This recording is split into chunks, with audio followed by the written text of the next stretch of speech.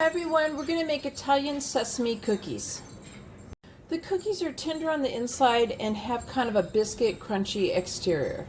Starting off in a bowl, I'm going to put 2 cups of all-purpose flour and 1/4 teaspoon of salt, 1 teaspoon of baking powder, and I'm going to whisk this together.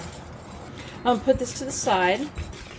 In a slightly larger bowl, I have 1/2 cup of unsalted butter, and it's been softened to room temperature.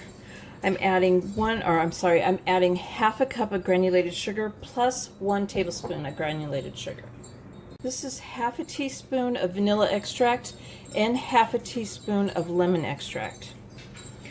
This is the grated zest of 1 lemon. Now you can make these in another way. You can use orange in place of the lemon.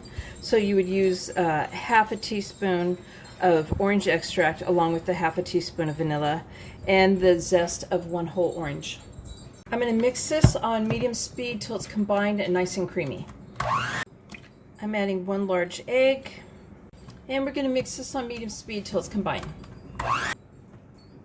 I'm adding about 1/2 cup of the flour mixture at a time and stirring and mixing in between.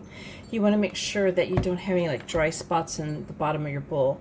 I wrap this in some saran wrap and I'm going to put it in the refrigerator for 30 minutes.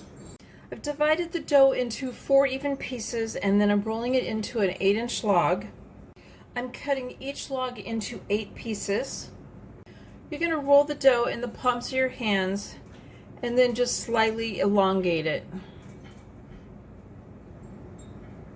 I have 1/2 cup of sesame seeds in a bowl and I'm just sticking the balls of dough in there and coating them, tossing them around till they look fully coated, and then I'm going to stick them on a cookie sheet. My cookie sheet's lined with parchment paper and my oven is preheated to 350 degrees. Okay, so we're going to bake these for 17 to 19 minutes. The tops are going to be lightly golden brown with a little bit of cracking, and once they're done you're going to move them to a rack to cool completely. And there's my Italian sesame cookies. Thank you guys for watching.